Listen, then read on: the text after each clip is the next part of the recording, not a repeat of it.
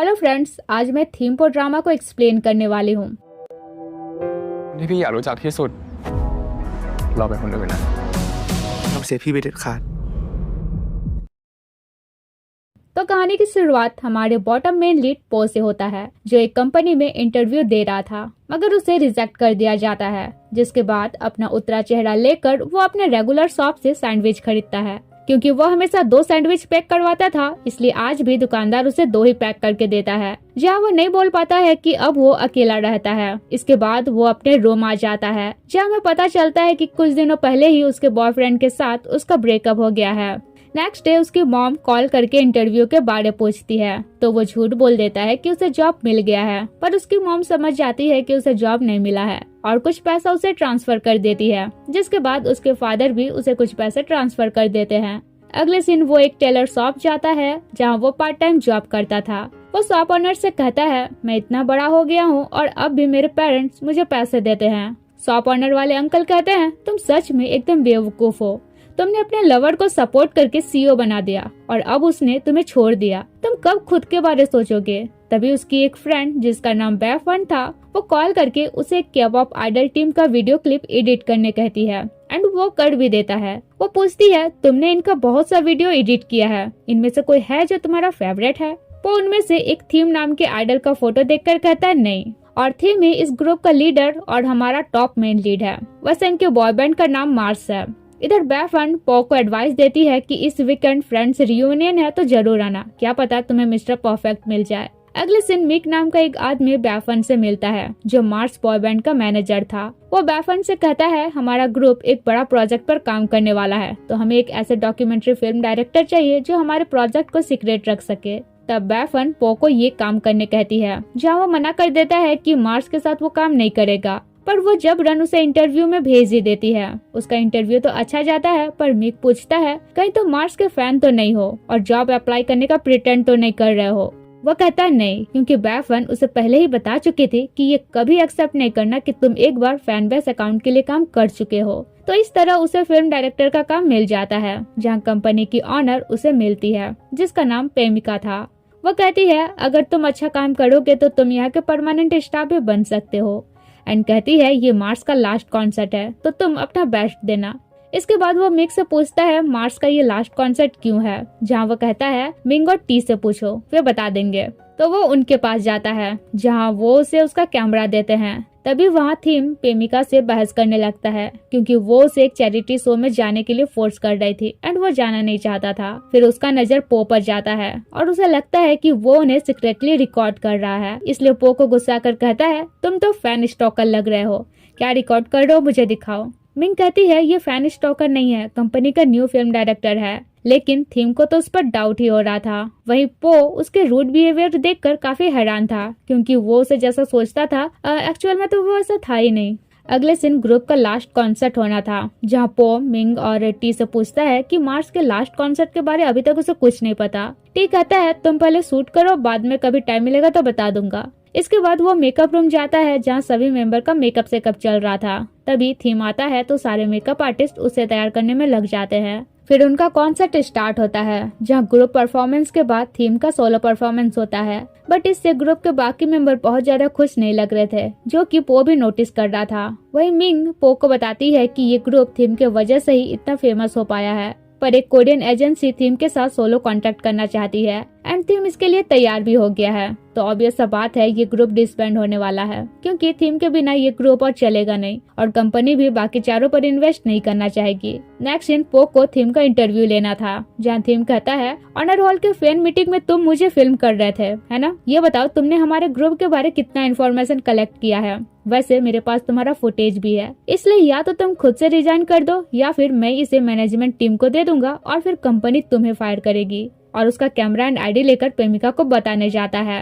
वो रोकते हुए कहता है, मैं अगर यहाँ नहीं भी रहूंगा तो भी तुम्हारा ग्रुप तो बर्बाद ही होना है तुम्हारे वजह से, क्योंकि तुम एक नंबर के सेल्फिश हो। इतने सेल्फिश कि थोड़ी सी सक्सेस मिलने पर उन्हें भूल जा रहे हो जो तुम्हें सपोर्ट कर रहे हैं, जो तुम्हारे साथ है। उनका क्या होगा इससे तुम्हें कोई फर्क नहीं पड़ता है। एंड ये सब वो अपने एक्स को याद करके थीम को सुना रहा था, क्योंकि उसके एक्स ने भी तो यही किया था। तो अपना भड़ास निकालते हुए वो कहता है तुम जिसे छोड़कर जा रहे हो उसके फीलिंग्स का तुम्हें कोई आइडिया नहीं है कि वो कितना हर्ट करता है। थीम कहता है पर जो छोड़कर जा रहा है उसके फीलिंग्स का तुम्हें कोई आइडिया नहीं है। ऐसा कहकर चला जाता है। इसके बाद पो बेफन से पूछता है क्या जो बंदा छोड़कर जाता है वो भी हर्ट होता है।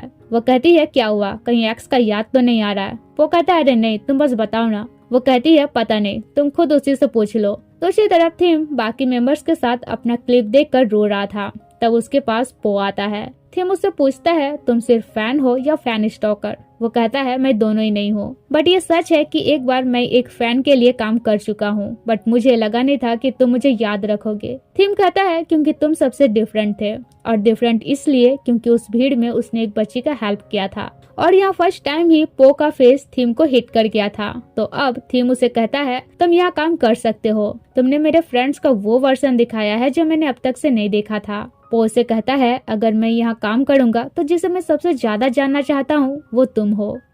अब ये बोलने का तो वो बोल लेता है। फिर बैफन से पूछता है मान लो मिस्टर ए ने ये सेंटेंस मिस्टर बी से कहा तो मिस्टर बी क्या सोचेगा। वो टीज करती है तो तुम मिस्टर ए हो या मिस्टर बी। पो कहता है तुम बस बताओ ना। बैफन कहती है तो ऑब्वियस सा बात है, मिस्टर बी सोचेगा कि मिस्टर ए को उस पर क्रश है। वो कहता है नहीं, ऐसा कोई बात नहीं है, मिस्टर ए उसे एज ए टीम वर्कर जानना चाहता है।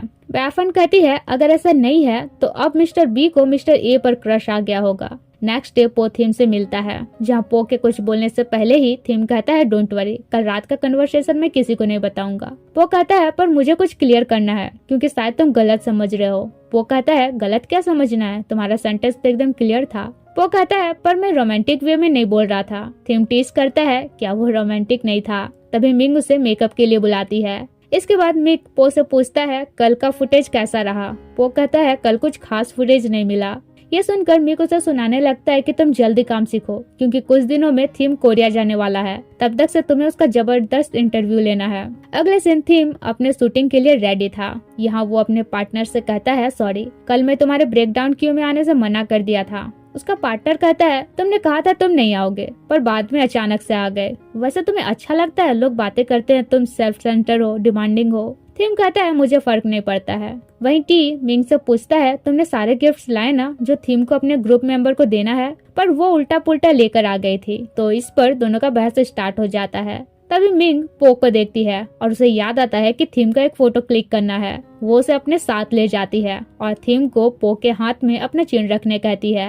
एंड थीम वैसा ही करता है और वो उस पोजीशन में उसका एक फोटो क्लिक करती है। वहीं से पो का हार्ट बीट तो एकदम फास्ट ही हो जाता है। फिर मिंग थीम से पूछती है क्या तुमने अपना सारा स्क्रिप्ट याद कर लिया है, अपने ग्रुप मेंबर के बारे जो बोलना है। वो कहता है हाँ। वहीं वो पो से कहती है थैंक यू, तुमने बचा लिया, वरना सबका हाथ ट्राई करते करते तो सदियों बीत जाती। फिर पो थीम का वो फोटो देखने लगता है। इसके बाद पो ग्रुप इंटरव्यू करने के लिए तैयार था, पर थीम को छोड़कर बाकी 4 मेंबर नहीं आते हैं, इसलिए शूट नहीं होता है। तो अब पो बैफन से ग्रुप के बाकी मेंबर के बारे पूछता है, जहां वो सभी के बारे बताती है। और यहाँ हमें पता चलता है कि एक का नाम जून है, एक का नाम डिलन है, एक का नाम पेपर है और एक का नाम नैनो है। यहाँ बेफन ये भी बताती है कि ग्रुप के लिए एक ग्रुप हाउस है जहाँ सभी साथ रहते हैं, पर शायद अब नहीं रहते हैं कोई। वो थैंक्स कहता है कि अब बाकी इन्फॉर्मेशन मैं खुद पता कर लूंगा। तब वो कहती है वेट तुम मिस्टर ए हो या मिस्टर बी, जहाँ पो कॉल खट कर देता है। फिर वो ग्रुप हाउस जाता है जहाँ अब कोई नहीं रहता था। वो अंदर जाता है जहाँ उसे एक पुराना डायरी मिलता है जिसमें सभी मेंबर एक दूसरे के लिए अपना अपना फीलिंग्स लिखे थे। नेक्स्ट डे पो थीम का इंटरव्यू लेता है, जहाँ स्क्रिप्ट के अकॉर्डिंग पहले वो सभी मेंबर्स के बारे बोलता है। फिर पो पूछता है क्या कोरिया जाने का डिसीजन लेना टफ था। वो स्क्रिप्ट के अकॉर्डिंग आंसर देता है कि टफ तो था, पर सभी मेंबर ने मुझे काफी सपोर्ट किया, मेरे कोरिया जाने से वे भी काफी खुश हैं। पर पो समझ रहा था कि ऐसा कुछ भी नहीं है। वो इंटरव्यू बंद करता है और थीम से कहता है अगर तुम स्क्रिप्ट के अकॉर्डिंग कहोगे तो मैं तुम्हें नहीं समझ पाऊंगा। थीम कहता है मुझे नहीं लगता है तुम्हारा ये जॉब है कि तुम किसी को जानो या नहीं जानो। पो कहता है पर जो तुम कर रहे हो क्या वो तुम्हारा जॉब है? मैं तुम्हें दिन भर नोटिस करता आया हूँ, तुम एग्जैक्टली वैसा ही करते हो जैसा कंपनी तुम्हें करने कहती है, बट इससे वे हर्ट होते हैं। और तुम चाहते हो ना कि तुम्हारे जाने से पहले फेयरवेल अच्छा और रियल रहे, लेकिन तुम्हारे ये सब करने से वे और हर्ट हो रहे हैं। थीम कहता है तुम्हारे बोलने का क्या मतलब है? वो कहता है यही कि तुम उन्हें छोड़कर जा रहे हो क्योंकि तुम उनका केयर नहीं करते हो।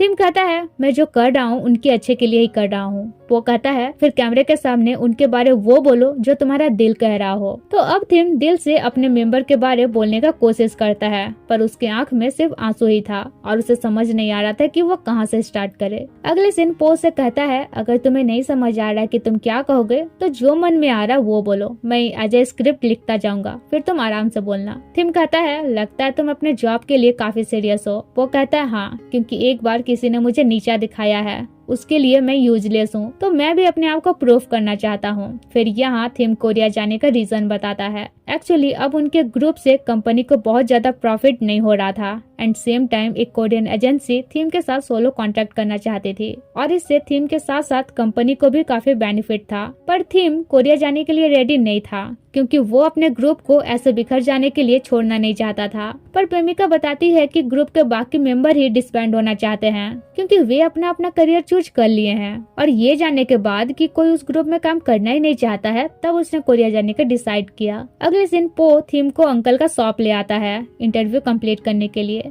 यहाँ थीम कहता है तुम्हारा ये टेलर का जॉब भी कमाल का है, किसने कहा था ठीक नहीं है? पो कहता है मेरे एक्स ने। फिर थीम कहता है मैं बता सकता हूँ तुम किस टाइप के इंसान हो, तुम अपने काम को लेकर सीरियस रहते हो, वरना ये डॉक्यूमेंट्री बनाने में इतना हार्ड वर्क नहीं करते। वैसे तुम बोले थे तुम मुझे समझना चाहते हो, क्या मैं समझने में तुम्हारा हेल्प कर रहा हूँ? वो तो स्पीचलेस हो जाता है। इसके बाद वो बताता है जब मैं ग्रुप हाउस विजिट करने गया था तो मुझे लगा वहाँ अब भी कोई आता जाता है क्योंकि वहाँ का ऑरेंज ट्री अभी मुरझाया नहीं था, रूम वगैरह सब क्लीन था, ऐसा लग रहा था जैसे कोई आकर रहता हो। ये सुनकर तो थीम हैरान हो जाता है। वो कहता है पता नहीं मेरा बोलना सही है या नहीं, लेकिन तुम परफेक्ट लीडर हो, तुम उनके बेनिफिट्स के लिए सब कुछ करते हो, पर दिक्कत ये है कि इस बार तुम उनके फीलिंग्स को प्रोटेक्ट करने के लिए उनसे दूर हो रहे हो बजाय प्रॉब्लम को सॉल्व करने छोड़कर। इसके बाद थीम ग्रुप हाउस जाता है और देखता है सच में यहाँ जरूर कोई मेंबर आता है। वो सभी को मिस करने लगता है। दूसरी तरफ प्रेमिका कोरियन एजेंसी के साथ कॉन्ट्रैक्ट का प्रोसेस कंप्लीट करती है। वही रोज की तरह पो सैंडविच पैक करवाता है एंड अगेन शॉप ओनर उसे 2 सैंडविच पैक कर देता है। फिर वो शॉप आ जाता है जहाँ अंकल कहते हैं फिर 2 सैंडविच, अरे यार तुम दुकानदार को बता क्यों नहीं देते कि तुम्हारा ब्रेकअप हो गया है, एक ही सैंडविच चाहिए। तभी बैफन कॉल करके पूछती है मिस्टर बी कौन है? वो कहता है बोला ना कोई नहीं। वो कहती है मैं नहीं मानती, पक्का तुम्हें सैंडविच शेयर करने के लिए कोई नया मिल गया है। वो इरिटेट होकर कॉल कट कर देता है और सैंडविच फेंकने ही वाला था कि वहाँ थीम आ जाता है। पता चलता है आज उसे कोरिया जाना था मगर भागकर अभी वो यहाँ आ गया है। वो पो से कहता है मैं कोरिया नहीं जाऊंगा और मैं क्या फील करता हूँ ये मैं उन्हें मिलकर बताऊंगा क्योंकि मुझे पता चल गया है हमारा ग्रुप टूटा नहीं है और अब मैं अपने ग्रुप को रिस्टेब्लिश करूंगा। क्या तुम मेरा हेल्प करोगे? अगर तुम मेरा हेल्प करोगे तो एक सैंडविच मुझे दो और अगर नहीं तो फेंक दो। तब पो भी उसे एक दे देता है। इसके बाद थीम को लगातार कॉल पर कॉल आने लगता है। वो कहता है आई थिंक तुम्हें सबके साथ अभी मैटर क्लियर कर लेना चाहिए। थीम कहता है अभी उन्हें रिस्पॉन्स करना इम्पोर्टेंट नहीं है और मोबाइल स्विच ऑफ कर देता है। इसके बाद उसके काम में हाथ बटाने लगता है। कहता है कहीं मेरे वजह से तुम डिस्टर्ब तो नहीं हो रहे हो? वो कहता है नहीं। थीम फिर कहता है अगर तुम्हारा लेट होगा तो मैं तुम्हें घर तक ड्रॉप कर दूंगा। वो कहता है ठीक है। फिर थीम उसे देखते रहता है एंड कहता है सैंडविच काफी अच्छा था, अगर तुम फिर कभी उस शॉप से खरीदोगे तो मेरे लिए भी खरीदना। वो कहता है ठीक है। नेक्स्ट डे वो अपने फ्रेंड्स ग्रुप चैट में देखता है सारे फ्रेंड्स उसे टीज कर रहे हैं मिस्टर बी को लेकर। वो बैफन को कॉल करके कहता है तुमने मेरा स्टोरी सभी फ्रेंड्स को बताया है ना? वो कहती है चलो तुम एक्सेप्ट तो किया स्टोरी तुम्हारा ही है। वो साय फील करते हुए कॉल कट कर देता है। वह उसके हाथों में 2 सैंडविच था, मतलब ऑब्वियसली एक थीम के लिए। पर कंपनी जाकर देखता है कि वहाँ थीम के साथ बाकी मेंबर्स का फाइटिंग चल रहा है क्योंकि कोरिया न जाने पर बाकी चारों और गुस्सा में थे। प्रेमिका थीम को बुलाकर कहती है तुम्हें कोई आइडिया भी नहीं है कि तुम्हारे इस एक्शन से कंपनी को कितना लॉस हुआ है। थीम कहता है वो तो बस एक लैंग्वेज ट्रेनिंग था जो मैं यहाँ से भी कर सकता हूँ। प्रेमिका कहती है मुझे पता है तुम क्या करना चाहते हो, ग्रुप को रियूनाइट, पर सब बेकार जाने वाला है और उसे कुछ दिनों का टाइम देती है दोबारा सोचने के लिए एंड इस बीच उसके सारे शेड्यूल पोस्टपोन कर देती है और तब तक उसे कंपनी भी आने से मना कर देती है। एंड मिक्स से कहती है उस कोरियन एजेंसी से कह दो कि थीम अभी बीमार है। इसके बाद पो थीम से मिलता है और उसे सैंडविच देता है। कहता है सॉरी मेरे वजह से तुम ट्रबल में पड़ गए। थीम कहता है नहीं ये सब मेरा ही फॉल्ट था, पर आई थिंक अब तुम ट्रबल में पड़ने वाले हो। वही उधर जून प्रेमिका से कहता है मुझे नहीं लगता है थीम का ये सब अपना अकेला का प्लान होगा, कोई है जो उसे सपोर्ट कर रहा है। अगर आप चाहती हैं कि मैं उस बंदे का पता लगाऊं तो आपको हमारे ग्रुप के 2 साल का कॉन्ट्रैक्ट तोड़कर मुझे उस कंपनी के साथ कॉन्ट्रैक्ट साइन करने का अलाउ करना होगा ताकि मैं अपने एक्टिंग का करियर स्टार्ट कर सकूं। तो प्रेमिका भी मान जाती है। इधर थीम कहता है अगर ग्रुप के सभी मेंबर को मनाना है तो सबसे पहले जून का ट्रस्ट जीतना होगा क्योंकि उसी को मनाना सबसे हार्ड है। वो कहता है पर उसी ने तो तुम्हें पंच मारा था, फिर कैसे उसे मनाओगे? थीम कहता है मेरा अपना तरीका है, बस मुझे उससे बात करने का मौका चाहिए, लेकिन तब तक तुम मुझसे दूर रहना क्योंकि तुम मुझसे क्लोज रहोगे तो उसे डाउट हो ही जाएगा, फिर तुम्हारा जॉब खतरे में पड़ सकता है। और उसे अपना मोबाइल नंबर देते हुए कहता है अगर इमरजेंसी आ जाए तो कॉल करना। वैसे यहाँ तो पो का हार्ट बीट फास्ट ही हुए जा रहा था।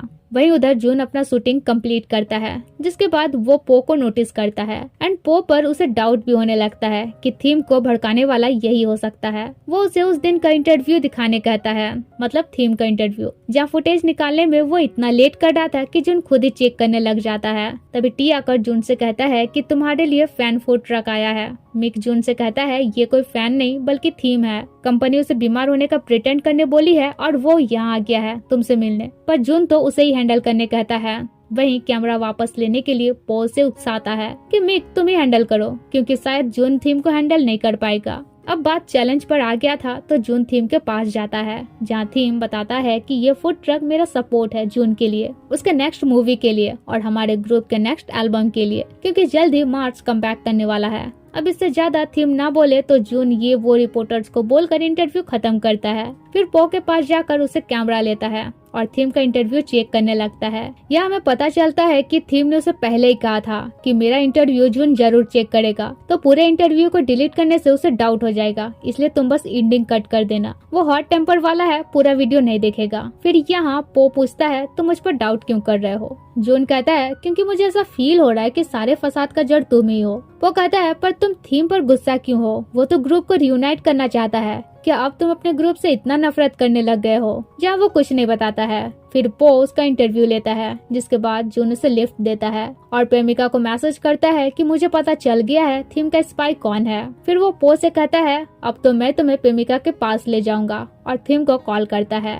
कहता है तुम्हें क्या लगा वीडियो क्लिप कट करने पर या फाइल गायब करने पर मुझे पता नहीं चलेगा कि तुम्हारा सपोर्टर कौन है? थीम कहता है हमें बात करने का जरूरत है, तुम कहाँ हो बताओ, लेकिन जून तो कॉल कट कर देता है। तब थीम पो को कॉल करता है पर देखता है कि उसने तो उसका नंबर लिया ही नहीं है। उधर जून पो से कहता है तुम थीम को क्या बोले जिस वजह से उसने कोरिया जाना कैंसिल कर दिया। तब पो भी इरिटेट होकर कहता है आखिर तुम चाहते क्यों हो कि वो जाए, ताकि तुम आसानी से एक्टर बन जाओ, लेकिन तुम्हें नहीं लगता है अगर ये ग्रुप रहेगा तो सभी के लिए बेनिफिशियल है? जून कहता है मेरे एक्टर बनने नहीं बनने से कोई लेना देना नहीं है, दिक्कत ये है कि अगर वो नहीं जाएगा तो मार्च उसे बर्बाद कर देगा। और बताता है एक्चुअली हमारे ग्रुप का डेट चुकाने के लिए उसने एक स्लैब कॉन्ट्रैक्ट पर मजबूरन साइन किया था। जब मुझे पता चला था तो मैंने कहा था ये सब नहीं करने, क्योंकि डेट चुकाना अकेला उसका रिस्पॉन्सिबिलिटी नहीं है। फिर मुझे उसके कोरियन कॉन्ट्रैक्ट के बारे में पता चला। मैं बहुत खुश था कि अब उसे दूसरों का भार उठाने नहीं पड़ेगा, एटलीस्ट अब वो खुद के लिए काम करेगा, क्योंकि कभी कभी सेल्फिश बनना अच्छा होता है।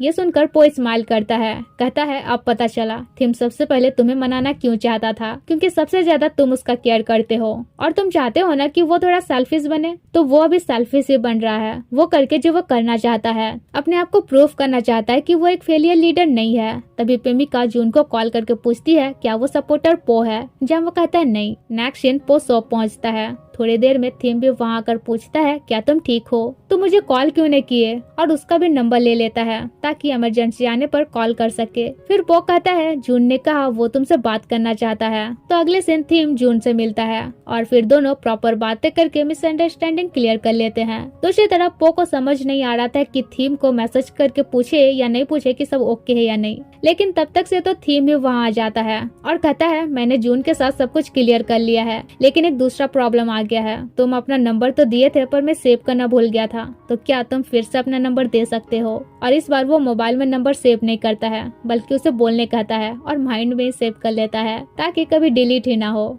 इसके बाद उनके पास पेपर आता है, क्योंकि उसे ना तो ग्रुप मेंबर से और ना ही ग्रुप से कोई गिला शिकवा था। वो पूछता है तो अब किसे मनाना है, नैनो को या डिलेन को? थीम कहता है पहले डिलेन को। नेक्स्ट वो पो को मैसेज करता है कि मुझे तुम्हारा एक हेल्प चाहिए। पो पूछता है क्या? थीम पहले टीज करता है कि इतना जल्दी रिप्लाई किए। तभी इधर जून उसे अपने तरफ पुल करता है और टीज करता है, ऐसा फेस क्या बना रहे हो, मुझसे मिलने के लिए एक्साइटेड नहीं हो। फिर असल काम बताता है कि हमें एक सॉन्ग लिरिक्स ढूंढना है जो स्टोरेज रूम में फेंका पड़ा हुआ है। उसी सॉन्ग से डिलन बात करने के लिए एग्री कर सकता है और उसे पता करने कहता है कि डिलन अभी कहाँ है एंड वो प्रेमिका से किसी तरह स्टोरेज रूम का चाबी ले लेता है। अगले दिन वो जून से कहता है डिलन कंपनी में नहीं है पर थीम काफी टैलेंटेड है, तुम इतने हेल्पफुल हो इसीलिए पहले उसने तुम्हें मनाया। जून चिढ़कर कहता है उसका तारीफ करना छोड़ो और लिरिक्स ढूंढो। जहाँ पो देखता है बहुत सारा सॉन्ग था जो डिलन कंपोज किया था मगर कंपनी ने रिजेक्ट कर दिया था। जून बताता है एक्चुअली डिलन ने ये सोचकर कंपनी के साथ कॉन्ट्रैक्ट साइन किया था कि कंपनी उसके सॉन्ग को अप्रूवल देगी, पर कंपनी तो बस एक अच्छा रैपर चाहती थी। और एक बार थीम ने उसे कहा था कि वो उसका सॉन्ग अप्रूवल करा के रहेगा, लेकिन काफी कोशिशों के बावजूद कंपनी से अप्रूवल नहीं मिला। तो डिलन यही समझने लगा कि उसके साथ धोखा किया गया है। तो अब वो ग्रुप में कमबैक करेगा मुझे तो नहीं लगता है, बट थीम चाहता है कि नैनो से पहले वही आए। तभी थीम भी वहाँ आ जाता है तो पो उसे एक लिरिक्स दिखाता है जो वो नहीं था जिसे वे लोग ढूंढ रहे थे। दूसरी तरफ डिलन ग्रुप हाउस जाता है और थीम को कॉल करके कहता है मैं ग्रुप में कमबैक करने के लिए तैयार हूँ पर तुमसे मिलना चाहता हूँ, वो भी अकेले। थीम समझ जाता है कि उसका इंटेंशन कुछ सही नहीं है पर वो हाँ कह देता है। तभी उन्हें मिक के आने का आवाज सुनाई देता है, इसलिए जून उन दोनों को छुपने कहता है। दोनों एक जगह छुप तो जाते हैं पर उनके बीच गैप इतना कम था कि दोनों के ही नजरें एक दूसरे पर थी और हार्ट बीट तो दोनों का ही फास्ट हुए जा रहा था। उधर मिक के जाते ही थीम भी चला जाता है। वहीं जून पो को टीज करता है कि वाह यहाँ छुपे थे, स्पेस तो काफी कम है। दोनों तो पक्का एकदम क्लोज थे। वैसे मुझे क्यों लग रहा है कि तुम्हें थीम पर क्रश है, पर क्या फायदा, उसे तो लड़कियां पसंद है। और तुम ही देख लो मेरे और पेपर के ज्वाइन होने के बाद उसने तुम्हारे मैसेज का रिप्लाई दिया है, इसलिए उसे भूल जाओ। दूसरी तरफ पेपर ग्रुप हाउस जाता है जहाँ डिलेन का नोट मिलता है जिसमें उसने बाकी सबको भी पब में आने कहा था। वो जून को इस बारे बताता है कि पक्का डिलेन थीम के साथ कुछ करने वाला है। तो दोनों ही उस एड्रेस पर निकल जाते हैं जहाँ डिलेन एक गैंग के साथ मिलकर थीम को रैप के लिए चैलेंज करता है। कंडीशन ये था कि जो हारेगा वो पिटाएगा, जहाँ थीम चैलेंज एक्सेप्ट कर लेता है। पर जैसा कि वो एक प्रोफेशनल रैपर नहीं था तो उस रैपर के सामने फीका पड़ जाता है। इधर तब तक से दोनों आकर डिलेन को बताते हैं कि तुम उसे गलत समझ रहे हो, उसने तुम्हें कभी धोखा नहीं दिया है। तुम्हारा सॉन्ग अप्रूवल कराने के लिए उसने बहुत कोशिश किया था लेकिन सक्सेस नहीं हुआ। वो आज तुम्हारा चैलेंज इसलिए एक्सेप्ट किया है क्योंकि वो सच में चाहता है तुम कमबैक करो, तुम्हारे बिना ग्रुप अधूरा है। अब डिलेन को भी अपना गलती रियलाइज होता है और वो थीम से सॉरी कहता है। तब तक वहाँ पॉ भी आ जाता है वो लिरिक्स लिए, लेकिन देखता है कि डिलेन के साथ सब कुछ सॉर्ट आउट हो चुका है तो चला जाता है। नेक्स्ट सीन पो तो उस सीन को सोचकर जून का बात याद कर रहा था। अपना मोबाइल चेक करता है जहां अब भी थीम का कोई रिप्लाई नहीं आया था। तभी थीम उसे कॉल करता है, कहता है सॉरी इतना बिजी था कि तुम्हें रिप्लाई भी नहीं कर पा रहा था, कहीं तुम ओवरथिंक तो नहीं करने लग गए थे, पर अब से मैं तुम्हें इग्नोर नहीं करूंगा। ये सुनकर तो पोक के फेस में स्माइल ही आ जाता है। थीम पूछता है क्या तुमने लिरिक्स ढूंढ लिया था? वो कहता है हाँ। थीम कहता है थैंक यू इतना हेल्प करने के लिए, मैं तो तुम्हें थैंक्स करने के लिए कंपनी गया था पर तुम चले गए थे। वो कहता है वैसे मैं तुमसे मिलने पब गया था पर तुम सबके साथ थे तो वापस आ गया, मैं उनसे क्लोज नहीं हूँ ना। थीम कहता है तो मैं क्या करूं कि तुम उनसे भी क्लोज हो? वो कहता है बातें करके, और फिर उनका बातें कंटिन्यू रहता है जहाँ एक दूसरे से वे सारे क्वेश्चन करते हैं जो पहला पहला प्यार में एक दूसरे को जानने के लिए पूछा जाता है। उन्हीं में से पो बताता है कि वो रोड क्रॉस करने में अभी भी घबराता है। फिर थीम उसे उसका फेवरेट सॉन्ग पूछता है और इस तरह उनमें बातें होता रहता है। सुबह जब पो का नींद खुलता है तो देखता है थीम अभी भी लाइन में है। वो कहता है थीम क्या तुम अभी भी लाइन में हो? देन थीम कहता है उठ गए और उसका फेवरेट सॉन्ग सुनाने लगता है। वहीं से पो तो ब्लर से किए जा रहा था। अगले सीन वो क्रॉसिंग साइड में था पर दिमाग कल के कन्वर्सेशन में ही था जब वो थीम से कह रहा था कि मैं रोड क्रॉसिंग में ठीक नहीं हूँ। थीम कहता है मुझे रोड क्रॉस करने में कोई दिक्कत नहीं है, पर जब से आइडल बना हूँ हमेशा मेरे साथ कोई ना कोई स्टाफ रहता ही है, लेकिन तुम्हारे साथ कोई नहीं है। तुम्हें केयरफुल रहने का जरूरत है, अगर कभी मौका मिले तो तुम्हें जरूर कंपनी दूंगा। और यही रिमाइंड करते करते वो ब्लश भी किए जा रहा था एंड नोटिस ही नहीं करता है कि रेड लाइट से ग्रीन लाइट हो चुका है। तो फिर वो अकेले ही क्रॉस करने लगता है पर तभी उसे जून ज्वाइन करता है। वही वो उसे थीम समझकर खुश होता है पर देखता है कि जून है तो उसका फेस रिएक्शन देखने लायक रहता है। अब जून टीज करता है कि मुझे देखकर ऐसा फेस क्यों बनाए जैसे मेरे जगह किसी और को देखना चाहते थे। क्या थीम को देखना चाहते थे? बस मैंने तो बताया है तुम्हें, उसे लड़कों में कोई इंटरेस्ट नहीं है। वो चिढ़ के कहता है अगर वो कुछ फील नहीं करता तो मुझसे पूरी रात बातें क्यों करता। जून पूछता है कब से बातें करते हो? वो कहता है बस कल रात बात हुई थी। जून कहता है बस एक ही रात बात करके तुम इतना खुश हो रहे हो? जब हम लोग ट्रेनी थे तो हर नाइट बातें करते थे। वो कहता है तो तुम लोग एज अ फ्रेंड बात करते थे, और इससे आगे कुछ बोलता जून कहता है तुम लोग भी ज्यादा कुछ नहीं, बस कोवर्कर ही हो। वो कहता है अगर वो मुझे कोवर्कर ही समझता तो कल मेरे पसंद नापसंद के बारे इतना पूछ क्यों रहा था? उसके बातों से तो यही लग रहा था कि वो मुझे जानने में इंटरेस्ट ले रहा है। लेकिन जून तो बस उसका टांग खींचे ही जा रहा था। तभी पो को थीम का कॉल आता है तो जून मोबाइल ले लेता है। थीम जून से कहता है मैंने तुम्हें नहीं पो को कॉल किया है। फिर कॉल करने का रीजन बताता है कि नैनो अब नहीं मिल रहा है और ना ही कॉल रिसीव कर रहा है। जून कहता है ठीक है मैं कंपनी में ही हूँ, उसे चेक कर लूंगा। लेकिन थीम को तो गुस्सा आ रहा था कि जून पो को मोबाइल दे ही नहीं रहा है। वहीं जून पो को टीज करता है कि देख लिए ना, वो सिर्फ काम के लिए कॉल किया था। उधर थीम अपना गुस्सा पेपर पर निकालता है तो वो कहता है अभी क्या हो गया तुम्हें? कल तक तो ठीक थे, वैसे किससे इतना लवी डबी बातें कर रहे थे? इवन मॉर्निंग में भी बात कर रहे थे। थीम कुछ कहता कि डिलेन आ जाता है और नैनो का आईजी पोस्ट दिखाता है। ये देख वे कहते हैं शायद अब वो ग्रुप में कमबैक नहीं करना चाहता है। तब थीम पो को कॉल करता है ये जानने के लिए कि नैनो का शेड्यूल क्या है, बट अगेन इस बार जून ही कॉल रिसीव करता है। इससे तो थीम का पारा एकदम गर्म ही हो जाता है। दूसरी तरफ ग्रुप के सभी मेंबर्स को एक प्रोडक्ट का ऐड करना था, जहाँ पो एक आइडिया सजेस्ट करता है कि एड अगर कैंपिंग ट्रिप पर बेस्ड हो तो अच्छा रहेगा। अब अगले सीन वे ट्रिप पर निकलते हैं तो जून पो के गले में भी एक नेक पिलो डाल देता है, जिससे थीम को जेलस फील होता है। पर जून पो को टीज करता है कि कल रात उसने कॉल किया था या नहीं, जहाँ वो बताता है कि थीम ने कॉल तो किया था, पर जब मैं तुम्हारा तारीफ करने लगा कि ट्रिप का आइडिया जून का है तब उसने सोने का बहाना बनाकर कॉल कट कर दिया था। जून कहता है मतलब वो तुम्हें लाइक नहीं करता है। वो कहता है नहीं, मतलब वो ये लाइक नहीं करता है कि मैं तुमसे बात करूं, इसलिए मुझसे दूर रहो। तब तक नैनो भी आ जाता है मगर उन्हें इग्नोर करता है। फिर सब डेस्टिनेशन पहुंचते हैं, जहां उनका पहला काम कैंप सेटअप करना था, जो कि किसी से ही नहीं हो पा रहा था। तब नैनो सब कुछ करता है क्योंकि वो कैंपिंग वगैरह में माहिर था। फिर वे एड का शूटिंग करते हैं। वहीं बीच बीच में जून थीम को जेलस फील कराने का कोई कमी नहीं कर रहा था। इसके बाद पो सभी मेंबर से कहता है कि अगर मुझे नैनो से बात करने का मौका मिले तो मैं उसे मना सकता हूँ। इसलिए वे डिसाइड करते हैं कि नेक्स्ट गेम में वे जानबूझकर नैनो को एलिमिनेट करेंगे ताकि पो उसका ज्यादा से ज्यादा इंटरव्यू ले सके। लेकिन जून इंटेंसली खुद एलिमिनेट होता है। इससे पो काफी इरिटेट होता है क्योंकि थीम फिर जेलस हो रहा था। अगले दिन पो नैनो का इंटरव्यू लेता है तो पता चलता है वो ग्रुप में कमबैक करना इसलिए नहीं चाहता है क्योंकि उसे लगता है कि वो ग्रुप के लिए परफेक्ट ही नहीं है। इस पर पो से समझाता है और फाइनली कन्विंस कर ही लेता है। इसके बाद नैनो भी सबसे मिलता है, जहाँ वे कहते हैं ऐसा नहीं समझो कि तुम ग्रुप के लिए परफेक्ट नहीं हो, क्योंकि हम मार्स के बिना और मार्स हमारे बिना इनकम्प्लीट है। तो फाइनली अब उनका ग्रुप रियूनाइट हो जाता है और फिर वे साथ मिलकर सेलिब्रेट करते हैं। पो ने रिकॉर्ड भी करता है जहाँ वो थीम को देखकर और थीम उसे देखकर स्माइल करता है। अगले दिन सभी मेंबर ग्रुप हाउस आ जाते हैं। नैनो भी अपना सामान लेकर शिफ्ट हो जाता है। सब उसे वेलकम अगेन करते हैं, जहाँ वो कमबैक का सारा क्रेडिट पो को देता है। जून कहता है तब तो उसे थैंक्स कहने बनता है और थीम को सुनाते हुए थैंक्स कहता है, जिससे थीम गुस्सा से चला जाता है।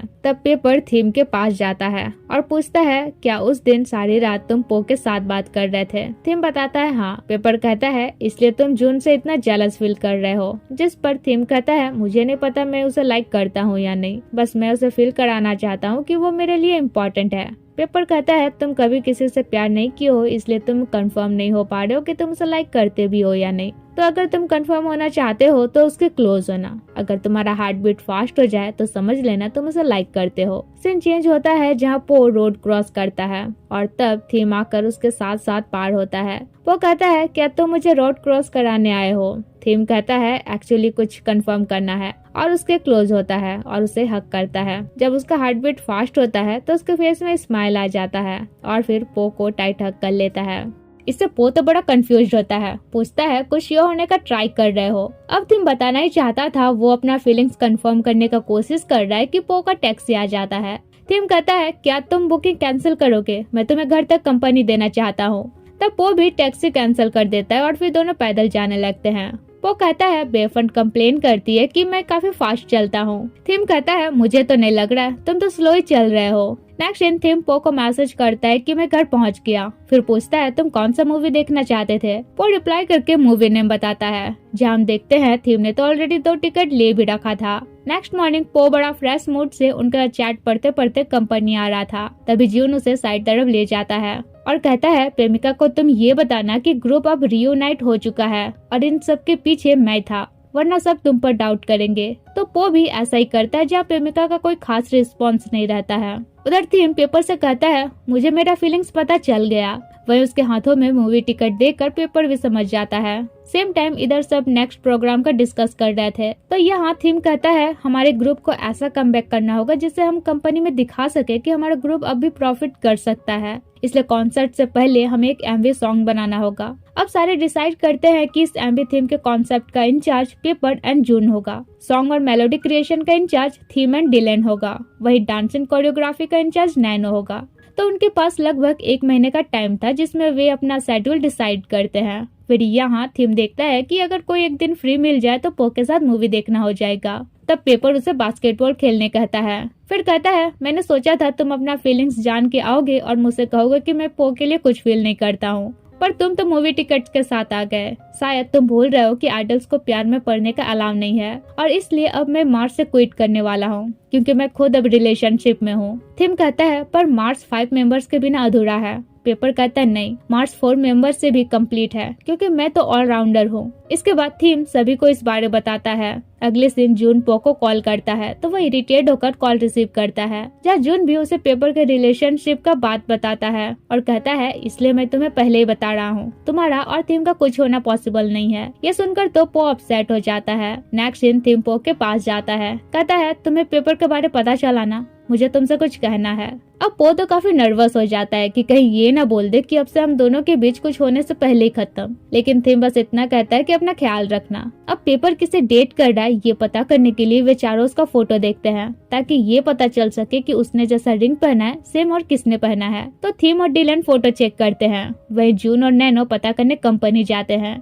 यहाँ पहले वे मिंग का रिंग चेक करते हैं, फिर टीका। तो उन्हें ये तो पता नहीं चलता है कि पेपर किसे डेट कर रहा है, पर ये जरूर पता चल जाता है कि मिंग और टी एक दूसरे को डेट कर रहे हैं। उधर उन दोनों को पता चल जाता है कि पेपर किसे डेट कर रहा है। वहीं इधर एक लड़की को देखकर इन्हें भी पता चल जाता है कि पेपर की गर्लफ्रेंड जैम नाम की लड़की है। इसके बाद थीम उसे मिलता है और कहता है मैंने अपने लिए डिसाइड कर लिया है, पर मैं पेपर से भी यही चाहता हूँ कि वो भी सेम डिसीजन ले और पेपर को मनाने का रिक्वेस्ट करता है। इसके बाद वो पेपर से मिलता है और कहता है तुम्हें पता है तुम मार्च के लिए इम्पोर्टेंट क्यों हो? क्योंकि तुम ऑलराउंडर हो। मैं तो बस नाम का लीडर हूँ, बाकी ग्रुप को हैंडल तो तुम करते हो, इसलिए मार्च को सबसे ज्यादा जरूरत तुम्हारा है। पेपर कहता है तुम सब सीओ हो, मुझे ग्रुप में रखना चाहोगे? क्योंकि मेरे और जैम के बारे जब पता चलेगा तो ग्रुप ट्रबल में पड़ सकता है। थीम कहता है मेरा भी तो यही हाल है। तो हमारे लिए करियर भी इम्पोर्टेंट है और लव लाइफ भी, किसी एक को कैसे छोड़ सकते हैं। अब नेक्स्ट इन पेपर अपनी गर्लफ्रेंड को सबसे प्रॉपर इंट्रोड्यूस कराता है, जहाँ जून जैम से कहता है सॉरी मैं तुमसे इतना फ्लर्टिंग करता था, मुझे नहीं पता था तुम पेपर को डेट कर रही हो। ये सुनकर पेपर जून को दौड़ाने लगता है। अगले दिन थीम को परेशान देखकर पेपर पूछता है लास्ट टाइम तुम पो को क्या बोले थे? वो बताता है मैंने कहा था अपना ख्याल रखना। पेपर कहता है तुम बेवकूफ ही हो, पक्का वो समझ रहा होगा कि तुम कहना चाहते हो तुम उससे और लाइक नहीं करोगे और अपना ख्याल रखना। थीम कहता है क्या वो सच में ऐसा समझ रहा होगा और उसके पास जाने के लिए भागता है। पेपर एडवाइस देता है कि बाहर उसे डिस्टेंस मेंटेन करना एटलीस्ट 5 मीटर। उधर सच में पो यही समझ रहा था। कुछ देर में थीम उसके पास आता है और कहता है तुम जैसा सोच रहे हो मेरे बोलने का मतलब वैसा नहीं था। फिर बताता है मैंने हमारे बारे पेपर और जैम को भी बताया है। पेपर ने कहा है बाहर हमें डिस्टेंस मेंटेन करना होगा वरना पकड़े जाएंगे। वो कहता है तब तो मुझे फायर भी किया जा सकता है। फिर थीम कहता है तुम्हें मेरे लिए स्लो होने का जरूरत नहीं है, तुम अपना स्पीड से चलो, मैं तुम्हें कैच कर लूंगा। और अब दोनों के फेस में स्माइल था। फिर थीम पो को उसके अपार्टमेंट तक छोड़ रखता है, जहाँ पो उसे पहले जाने कहता है। थीम कहता है पहले तुम जाओ, तो पो जाता है। फिर वापस आकर देखता है कि थीम गया है कि नहीं, लेकिन थीम तो नहीं गया था। तो थीम कहता है अब जाओ भी। पो फिर जाता है एंड फिर वापस आता है। तो थीम कहता है चलो तो मेरे साथ बस स्टैंड तक चलो। अब वे जाते तो हैं पर थीम बस में चढ़ता नहीं है। कहता है क्या मैं तुम्हारे साथ घर तक चल सकता हूँ? पो स्माइल करते हुए कहता है ठीक है। तो फिर वे वापस आते हैं और इस तरह दोनों में से कोई घर नहीं जा रहा था। पो पूछता है तुम बोर नहीं हो रहे? थीम कहता है तुम हो रहे हो? पो कहता है नहीं। थीम कहता है तो फिर चलो चलते हैं। पो कहता है ऐसे में तो कोई घर नहीं पहुंचेगा। थीम कहता है हाँ, वैसे पेपर ने कहा था जब हम बाहर हो तो हमें 5 मीटर डिस्टेंस मेंटेन करना चाहिए। पो कहता है इसका जरूरत है क्या? थीम कहता है शायद है, वैसे मेरे पास मूवी टिकट्स हैं तो नेक्स्ट वीक देखने चले। वो खुश होकर टिकट लेना ही चाह रहा था कि थीम की तरफ अनबैलेंस्ड हो जाता है। थीम पकड़ते हुए कहता है हम दोनों 5 मीटर डिस्टेंस मेंटेन नहीं करेंगे क्योंकि मुझे 5 सेंटीमीटर डिस्टेंस भी ज्यादा लग रहा है।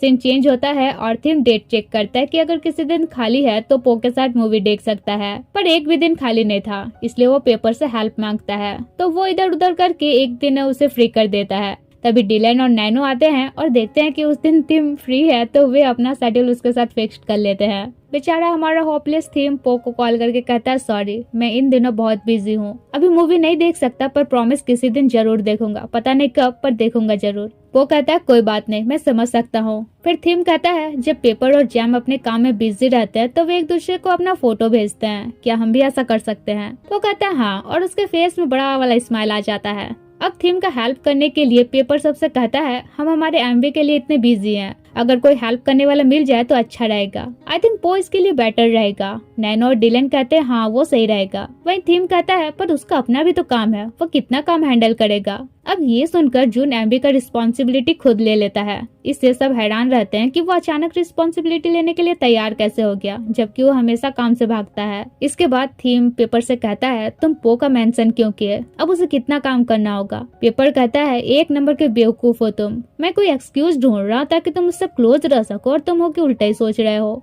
थीम खुश होते हुए कहता है थैंक यू।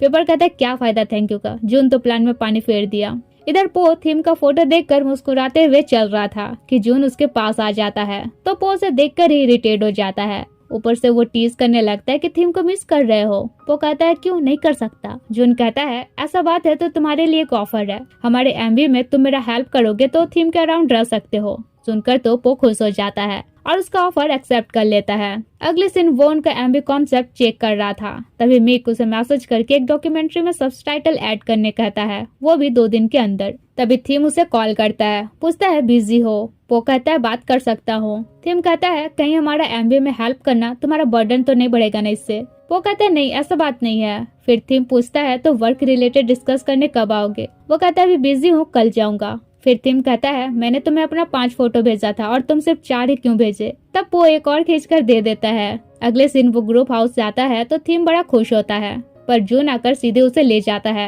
और वर्क रिलेटेड डिस्कस करने लगता है। ये देखकर सब उन्हें देखते ही रह जाते हैं। पेपर कहता है लगता है जून तुमसे उलझ के ही रहेगा। डिलन कहता है उसका यही बैड हैबिट कभी नहीं जाएगा, जब स्टार्टिंग में थीम से क्लोज हो रहा था तब जानबूझकर वो ऐसे ही टांग अड़ाता था। फिर पेपर थीम को पो के पास भेज देता है जहाँ जाकर वो कहता है मुझे सॉन्ग का ब्रीफ तुम्हें देना है। तब जून उससे कहता है कोई जरूरत नहीं है, तुम सॉन्ग का ब्रीफ मुझे दो और थीम को लेकर चला जाता है। इधर पो भी लाइक ये मुझे थीम से क्लोज करने लाया है या दूर करने। तो घर जाने से पहले ये क्वेश्चन जून से पूछ ही लेता है जहाँ जून कहता है मैं जानबूझकर ऐसा थोड़ी कर रहा, अब तुम सॉन्ग के ब्रीफ के बारे क्या ही समझते, तो कल तुम मुझे करेक्ट रेफरेंस भेज देना। वो कहता है क्या मैं एक दिन बाद दे सकता हूँ, मिक ने मुझे कुछ अर्जेंट काम दे दिया है। तब जून उसे एक बार ले जाता है और कहता है मिक ने जो काम तुम्हें दिया है वो तुम मुझे दे दो, मैं कंप्लीट कर दूंगा, तुम एमबी का रेफरेंस तैयार करो। वो पूछता है तुम मुझे एमबी का काम करने के लिए इतना प्रेशराइज क्यों कर रहे हो। जून कहता है क्यों, तुम्हें डायरेक्टर नहीं बनना है और वैसे भी इससे तुम थीम के साथ काम कर सकते हो। अब जिससे प्यार करते हो उसे अपना हार्डवर्क दिखाकर इम्प्रेस भी तो करना होगा ना। बाय द वे मुझे पता है तुम कर सकते हो और एक अच्छे डायरेक्टर भी बन सकते हो। एंड पो तो उसका बात सुनकर बस हैरान ही था। खैर दोनों काम पर लग जाते हैं पर पो से सही रेफरेंस तैयार ही नहीं हो रहा था। वो जून को एक और बार गाना गाकर सुनाने कहता है तो जून गाने लगता है, तब जाकर वो एक बेटर रेफरेंस तैयार करता है। दूसरी तरफ थीम पो का वेट कर रहा होता है। जब पो बाहर निकलता है तो थीम से कहता है क्या तुम एमवी का कॉन्सेप्ट चेक करने आए थे। वो कहता है नहीं, बस तुमसे मिलना था और उसे घर जाने कहता है एंड खुद भी अपने घर निकल जाता है, लेकिन उसे अपना फोटो भी सेंड करता है। वो स्माइल करता है फिर अपना भी फोटो सेंड करता है और कहता है घर पहुंचकर लास्ट फोटो सेंड करना। नेक्स्ट इन एमबी का कॉन्सेप्ट तैयार था जहाँ सभी को पसंद भी आता है, लेकिन पो के साथ जून को देखकर थीम अलग ही जेलस हो रहा था। ऊपर से जून भी उसे जेलस फील कराने में कोई कमी नहीं छोड़ रहा था। तो इस तरह उनके प्रैक्टिस करते करते मंथ गुजर जाता है और थीम खुश होता है कि अब पो के साथ वो मूवी देख सकता है। तो एमबी का शूट कंप्लीट होने के बाद थीम पो को मूवी का याद दिलाता है अदर टोन में कि मूवी के बारे शायद तो तुम भूल गए होगे। वो कहते हैं नहीं, कैसे भूल सकता हूँ। थीम कहता है पर आजकल तुम जून के साथ कुछ ज्यादा रहते हो। तब पो जून का तारीफ करने लगता है कि उसके बिना तो काम ही कंप्लीट नहीं हो पाता। बट ये सब सुनना थीम को अच्छा नहीं लग रहा था। तभी मिक पो को कॉल करके कुछ काम देता है। फिर जून उसके पास जाता है और उसे बाहर चलने कहता है सेलिब्रेट करने के लिए। वो मना करते हुए मूवी का टिकट दिखाता है। कहता है मैं थीम के साथ मूवी देखने जाने वाला हूँ। ये सुनकर जून को तो अच्छा नहीं लगता है। दूसरी तरफ नैनो के थ्रू थीम को पता चलता है कि जून ने पो के सबटाइटल वाला काम कर दिया था। यहाँ से बातें करते हैं कि आजकल जून काफी स्ट्रेंज बिहेव कर रहा है। तब वो आकर थीम से कहता है मुझे तुमसे कुछ बातें करनी है। थीम कहता है मुझे भी। लेकिन तभी डिलन सबसे कहता है गाइस एक प्रॉब्लम आ गई है। एक्चुअली उनका जो सॉन्ग था वो कंपनी ने किसी और आर्टिस्ट को दे दिया था। ये देखकर थीम प्रेमिका के पास पहुंचता है और पूछता है हमारे सॉन्ग को किसी और को क्यों दिया गया। प्रेमिका कहती है अगर तुम्हें लगता है कि एक सॉन्ग के जरिए तुम मुझसे नेगोशिएट कर पाओगे तो गलत हो तुम। थीम कहता है पर अब हम सब as a group come back करना चाहते हैं और प्रूव भी करना चाहते हैं कि हम लोग सक्सेस हो सकते हैं। प्रेमिका कहती है तुम कंपनी के प्रॉफिट को सक्सेस समझ रहे हो और मैं थाई पॉप को म्यूजिक इंडस्ट्री में टॉप पर लाने को सक्सेस समझती हूँ और इसलिए मैं सिर्फ तुम्हें प्रेफरेंस दे रही हूँ क्योंकि कोरियन एजेंसी ने तुम्हें चूज किया है। थीम समझाता है कि अगर आप चाहती हैं कि टी पॉप को ज्यादा से ज्यादा अपॉर्चुनिटी मिले तो ऐसा नहीं है कि ये सिर्फ मैं ही अकेले कर सकता हूँ, मार्स भी ये कर सकता है। और प्रेमिका को एक बार पूरे ग्रुप पर ट्रस्ट करने कहता है तो प्रेमिका भी एक मौका दे देती है, बट इस कंडीशन के साथ कि अगर पूरा ग्रुप सक्सेस नहीं हुआ तो उसे उसका पुराना कॉन्ट्रैक्ट एक्सेप्ट करना होगा। अब क्योंकि उनका मूवी देखने का भी प्लान था तो वो जल्दी निकल जाता है। वहीं थिएटर में पोज का वेट कर रहा था जहाँ जून उसे मैसेज करके बताता है कि वेट करना बेकार है, एक प्रॉब्लम आ गया है और उसे भी वो कॉपी सॉन्ग वाला गाने का एल्बम सेंड करता है। तो ये देख पो जाने लगता है। तभी थीम आकर कहता है सॉरी आने में लेट हो गया। वो कहता है तुम यहाँ क्या कर रहे हो, तुम्हें तो कंपनी में होना चाहिए था। थीम कहता है हाँ लेकिन तुम भी इम्पोर्टेंट हो। तब पो उसे हक कर लेता है। अब क्योंकि थीम तो वैसे ही लेट था इसलिए उनका मूवी देखना नहीं हो पाता है, इसलिए थीम पो से सॉरी कहता है। पो कहता है सॉरी क्यों बोल रहे हो, बल्कि मैंने तो एक्सपेक्ट ही नहीं किया था कि तुम यहाँ आओगे इतना बड़ा प्रॉब्लम आने के बाद भी। थीम कहता है मैं अपना प्रॉमिस कैसे बोल सकता हूँ, पर सॉरी मूवी देखने का प्रॉमिस टूट गया। फिर पो पूछता है अब उस सॉन्ग का क्या होगा। थीम बताता है वो तो ऑलरेडी रिलीज हो चुका है तो हमें न्यू सॉन्ग बनाना होगा। वो कहता है इतना मेहनत बेकार हो गया। फिर थीम पूछता है तुम्हारा स्टोरी बोर्ड कहाँ गया। पो कहता है अरे वो तो थिएटर में ही छूट गया। तब थीम लाने जाता है मगर पो उसे घर जाने कहता है कि मेरे लिए वरीड नहीं हो, तुम्हें अभी सभी मेंबर से बात करने का जरूरत है। पर उल्टा थीम ही उसे घर भेज देता है और खुद थिएटर जाता है जहाँ वो जून को पाता है। वो गुस्से से कहता है मुझे तुमसे कुछ क्लियर करना है, पर जून चला जाता है। नेक्स्ट दिन सभी मेंबर आगे का प्लान करते हैं जहाँ पेपर आइडिया देता है कि हमें न्यू एमवे बनाना ही होगा। पर दिक्कत ये था कि उनके पास ज्यादा वक्त नहीं था, इतना जल्दी सॉन्ग डांस सब कुछ प्रिपेयर करना मुश्किल ही था। तो जून आइडिया देता है कि लव सॉन्ग बनाना अच्छा रहेगा क्योंकि रिस्पॉन्स से अच्छा मिलेगा। पर थीम के साथ तो उसका बहस स्टार्ट हो जाता है। तभी वहाँ पो आता है और कहता है मिक ने कुछ रिस्पॉन्स फुटेज फिल्म करने कहा है लेकिन पहले सबको ब्रेकफास्ट कर लेने कहता है। थीम कहता है चलो मैं हेल्प करता हूँ, पर पो कहता है नहीं तुम अपना काम करो जून हेल्प करेगा। थीम का पारा तो गर्म ही हो जाता है, पर जो भी हो पो को देखते ही उसका गुस्सा एकदम ठंडा हो जाता है। कुछ देर बाद वो पो से कहता है मेरा काम हो गया, अब तो तुम्हारा हेल्प कर सकता हूँ।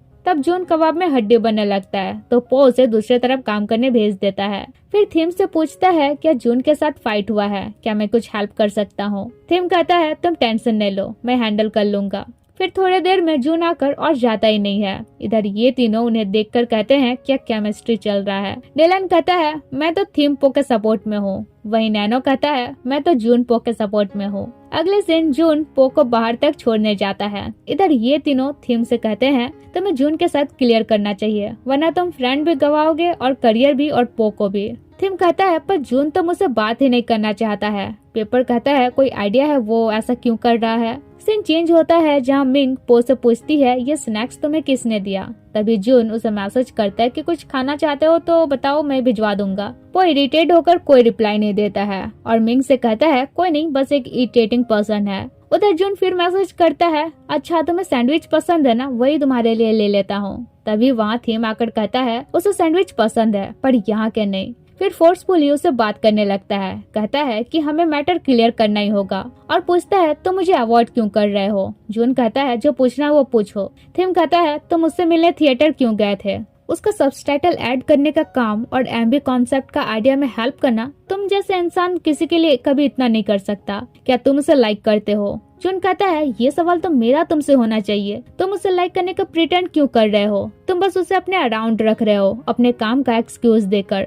तुम्हें ये तक आइडिया नहीं है उसे क्या आता है क्या नहीं आता है। तुम्हें ये भी नहीं पता है कि वो क्या पसंद करता है क्या नहीं। इसलिए अगर तुम उसका केयर नहीं कर सकते तो मत करो, वरना उसका फिर दिल टूटेगा। ऐसे भी तुम उसे लाइक नहीं करते हो। थिम कहता है अगर मैं कहूँ मैं उसे लाइक करता हूँ तो? फिर कहता है मुझे नहीं पता तुम मुझे अवॉइड क्यों कर रहे हो, पर ये तो क्लियर है हम दोनों एक ही इंसान को लाइक करते हैं। जून कहता है अगर तुम उसे लाइक करते हो तो एटलीस्ट तुम्हें ये पता होना चाहिए कि वो क्या चाहता है क्या नहीं, क्या कर सकता है क्या नहीं, ताकि तुम उसका सपोर्ट कर सको। थिम कहता है अगर तुम उसे लाइक करते हो तो मुझे अवॉइड क्यों कर रहे हो? ऑलरेडी बाकी मेंबर परेशान हो रहे हैं कि हम दोनों फाइट कर रहे हैं, लेकिन एक बात तो हम दोनों को रियलाइज हो गया कि हम फ्रेंड्स हैं या नहीं। जून कहता है क्या लगता है? थिम कहता है लगना क्या है, हम दोनों यहाँ हैं और एक दूसरे को ऐसे डांट रहे हैं। और फाइनली सारा फ्रस्ट्रेशन निकालने के बाद दोनों नेक्स्ट एमबी के बारे डिस्कस करते हैं। थिम कहता है तुम्हारा लव सॉन्ग का आइडिया परफेक्ट है, मेरे तुम्हारे और मार्स के लिए एकदम फिट बैठेगा। फिर उसे अपना लिरिक्स बताता है जो कि जून को भी काफी अच्छा लगता है। दूसरी तरफ बेफंड पो से पूछती है क्या बात है, आजकल मिस्टर ए और मिस्टर बी का कोई खबर नहीं है।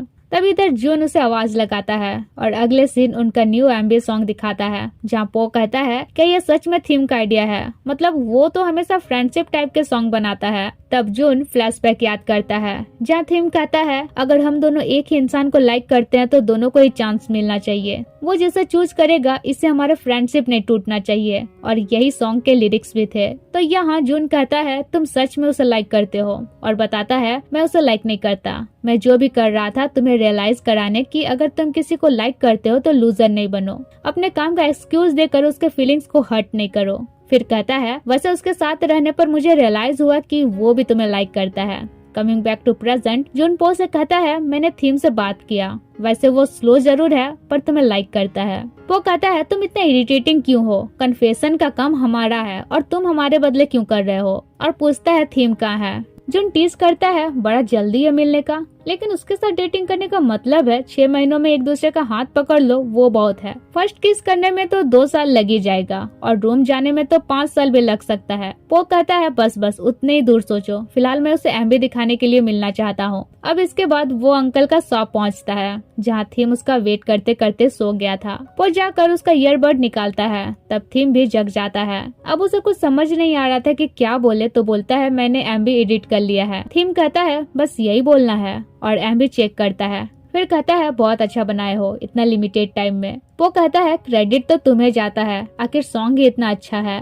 फिर थीम कहता है मेरे जून के साथ बात हो गया है। वो कहता है मेरा भी। थीम पूछता है क्या कहा उसने। वो कहता है तुमसे उसने क्या कहा, और दोनों ही चाह रहे थे कि पहले सामने वाला कन्फेस करे, इसलिए कोई कन्फेस नहीं करता है। तब थीम कहता है वैसे मुझे हमारा मूवी देखने का प्लानिंग याद है, सॉरी मैं इतना बिजी ही था। वो कहता है कोई बात नहीं, कितना सॉरी बोलोगे। थीम कहता है पो मैं नहीं चाहता हूँ तुम हमेशा बोलो कोई बात नहीं, आज से तुम जो चाहते हो वो बोलोगे, जो करना चाहते हो वो बोलोगे, मैं उन्हें पूरा करने का ट्राई करूंगा। अगर तुम गुस्सा होगे तो डायरेक्टली बोलना, मैं तुम्हारा गुस्सा कम करूंगा। क्या हम दोनों इस वे से स्टार्ट कर सकते हैं? वो कहता है ठीक है, तो पहले मूवी देखने से स्टार्ट करते हैं। फिर थीम देखता है कि टिकट डेट तो एक्सपायर हो चुका है। वो कहता है कोई बात नहीं, अब ये मूवी स्ट्रीमिंग में भी अवेलेबल है। थीम कहता है तो क्या मैं इस मूवी को तुम्हारे रूम में तुम्हारे साथ देख सकता हूँ? तो वो भी एग्री कर जाता है। अब दोनों घर के लिए निकलते हैं, जहाँ रास्ते में थीम उसका हाथ पकड़ता है। वो कहता है अगर कोई देख लेगा तो। तब थीम उसका हाथ अपने पॉकेट में डाल लेता है। इससे तो पो काफी शाय फील करता है और दोनों के फेस में बड़ा सा स्माइल होता है।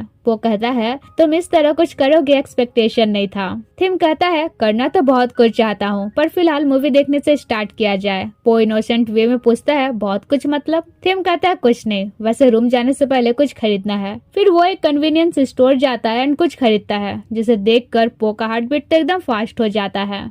इसके बाद दोनों घर पहुंचते हैं, जहाँ रूम काफी बिखरा हुआ था। तो पो कहता है बस 2 मिनट, अभी साफ किए देता हूँ। फिर थीम जो खरीदा था वो प्लास्टिक टेबल पर रखता है, जो कि देखकर पो तो काफी नर्वस ही हुए जा रहा था। इसके बाद थीम सोफे पर बैठते हुए कहता है अगर हम दोनों सोफे का यूज करेंगे तो पूरा रूम साफ करने का जरूरत नहीं है। हालांकि वो मूवी देखने का बात कर रहा था, मगर पो तो कुछ और ही समझ रहा था, इसलिए नर्वस होकर कहता है पहले मैं तुम्हारे लिए कुछ खाने का बनाता हूँ। फिर थीम रूम का लाइट एडजस्ट करते हुए कहता है रूम थोड़ा डार्क ही रहे तो अच्छा लगेगा, लेकिन क्योंकि ये हमारा फर्स्ट टाइम है तो लाइट ही रहे तो ठीक रहेगा, मैं तुम्हारा फेस भी देख पाऊंगा। अब इतना सुनकर तो पोको ज्यादा ही नर्वस हो जाता है और इस वजह से उसके हाथ का नूडल्स थीम के जैकेट पर गिर जाता है। वो जल्दी से उसका जैकेट उतार के शर्ट भी उतार ही रहा था कि थीम रोकता है और उसका हाथ अपने शर्ट पर टच कराता है। पता चलता है उसने तो पानी गर्म ही नहीं किया था। तब पो उसे शॉवर लेने कहता है और तब तक बेडशीट वगैरह चेंज कर लेता है एंड लाइट भी एडजस्ट कर देता है। इसके बाद थीम बाहर निकल कर उसे भी शॉवर लेने कहता है, पर हमारे पो का नर्वसनेस तो एकदम पीक पर ही था। इधर थीम उसके बचपन का फोटो देखता है, पूछता है सारे फोटो में तुम्हारा रोता हुआ चेहरा क्यों है। वो बताता है क्योंकि बचपन में मैं रोता ही रहता था। फिर थीम एक फैब्रिक सैंपल बुक देखता है। वो बताता है ये टेलर वाले अंकल ने दिया था जब मैंने उनका वहाँ काम करना स्टार्ट किया था। फिर कहता है पर इसे देखकर तुम इतना खुश क्यों हो रहे हो। थीम कहता है क्योंकि मैं खुश हूँ, मुझे धीरे धीरे पता चल रहा है तुम्हें क्या पसंद है। पो के फेस में तो स्माइल आ जाता है। फिर थीम एक गिव अवे देखता है जिसमें उसके डेट ऑफ बर्थ के साथ उसका फोटो भी था। वहीं एक और गिव अवे देखता है जिसमें जून का फोटो था और उसमें 1 एंड ओनली लिखा था, जो देखकर थीम तो जेलस ही हो जाता है और मूवी देखना स्टार्ट करता है। तो पो भी उसके पास आकर बैठ जाता है। अब कुछ देर बाद थीम पो से क्लोज होता है, स्लोली उसका हाथ पकड़ता है, फिर मूवी छोड़कर पो को देखने लगता है। पो कहता है मूवी नहीं देखना है। थीम कहता है देख ही रहा हूँ तुम्हारे आंखों में। और इधर पो का हार्ट बीट तो बस फास्ट ही हुए जा रहा था। फिर थीम उसके क्लोज होते होते इतना क्लोज हो गया था कि बस किसिंग होने ही वाला था, पर अचानक वो कहते हुए चला जाता है कि मैं घर जा रहा हूँ। जिसके बाद पो वो प्लास्टिक देखता है जिसमें कंडोम नहीं लेमन कैंडी था। अगले दिन सब बातें करते हैं कि थीम तो पो के घर गया है, लगता है आज नहीं आएगा। तभी थीम वहाँ आ जाता है तो उसे देखकर सब हैरान रह जाते हैं। कहते हैं तुम यहाँ क्या कर रहे हो। वह कहता है मूवी देखना हो गया तो आ गया। पेपर कहता है इसका मतलब तुमने कुछ नहीं किया। थीम कहता है करना क्या था, मूवी तो देख लिया हमने। नैनो कहता है मूवी देखने के बाद और कुछ नहीं हुआ। बेचारा इनोसेंट थीम को तो कुछ समझ ही नहीं आ रहा था। तब डिलन कहता है इनके कहने का मतलब है तुम दोनों ने बेड शेयर किया या नहीं। थीम कहता है अरे मैं फर्स्ट टाइम उसके घर गया था, रेस्पेक्ट देने तो बनता है। जून कहता है रेस्पेक्ट देना सही है, मगर ये भी तो पता होना चाहिए उसे रेस्पेक्ट चाहिए था या कुछ और। थीम कहता है क्या सच में उसे चाहिए था। वे लोग कहते हैं ऑब्वियसली, मगर पेपर कहता है नहीं जरूरी नहीं है। तब जून कहता है पर इसका फेस देखकर तो यही लग रहा है कि मूड तो था पर इसने पक्का यू टर्न मान लिया होगा। थीम कहता है मतलब मैंने अपना फर्स्ट डेट नाइट बेकार कर दिया। अगले दिन वे अपने एमबी का प्रैक्टिस करते हैं। जिसके बाद थीम पो से कहता है सॉरी कल अचानक मैं भाग गया था। पो कहता है कोई बात नहीं। अब थीम बोल ही नहीं पा रहा था कि कल रात मैंने तुम्हारा शायद मूड खराब कर दिया, तो बस कहता है मैंने मूवी भी तो कंप्लीट नहीं करा, पर नेक्स्ट टाइम फिर तुम्हारे साथ देखूंगा। वो कहता है ठीक है, पर तुम्हारा सॉन्ग आउट होने के बाद तुम काफी बिजी हो जाओगे। थीम कहता है कोई दिक्कत नहीं है, नेक्स्ट टाइम मैं अपना बेस्ट दूंगा। अगले दिन वे अपना एमवी अपलोड करते हैं और सॉन्ग का नाम हु सेज था। इधर बेफन ये देखकर काफी एक्साइटेड होती है, आखिर वो मार्स की इतनी बड़ी फैन जो थी। तभी पो से कॉल करता है और पूछता है वीकली चार्ट में हु सेज को टॉप पर लाने के लिए क्या क्या करना होगा, जहाँ वो बताती है सॉन्ग को बूस्ट करो, प्रेस टूर करो, स्पॉन्सरशिप करो और ज्यादा से ज्यादा प्रमोट करो। इसलिए वे स्पॉन्सरशिप करते हैं, स्टेज परफॉर्म करते हैं, लाइव स्ट्रीम भी करते हैं और इन सब में वे काफी बिजी हो जाते हैं। इसलिए थीम और पो वीडियो कॉल में बात करके काम चलाते हैं। फिर उनका न्यू सिंगल रिलीज होने के बाद थीम पो को मैसेज करता है कि आज रात तुम्हारे साथ मूवी देखूंगा। पो भी खुश हो जाता है। तो अगले दिन दोनों घर पहुंचते हैं, जहाँ इस बार तो थीम उसे सीधे किस करता है।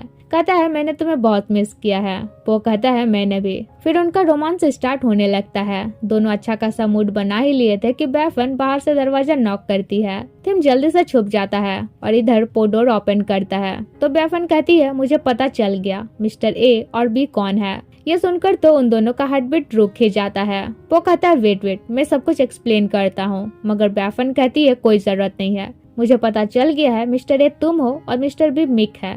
ये सुनकर दोनों रिलैक्स होते हैं, मगर इधर बेफन सुनाए जा रही थी कि तुम्हारा टेस्ट इतना खराब कैसे हो सकता है, मतलब कोई नहीं तो मिक। वो कहता है ज्यादा दिमाग पर जोर मत लगाओ, मैं किसी को डेट नहीं कर रहा, और उसे घर से बाहर भेजने लगता है। मगर बेफन को तो डाउट होता है, इसलिए वो उसका रूम चेक करने लगती है, पर उसके बेडरूम में कोई नहीं था। वो कबर्ड भी चेक करती है, मगर वहाँ भी कोई नहीं था। तब वो कहती है अगर तुम चाहते हो मैं यहाँ से चली जाऊँ तो खुद एडमिट करो कि तुम किसे डेट कर रहे हो।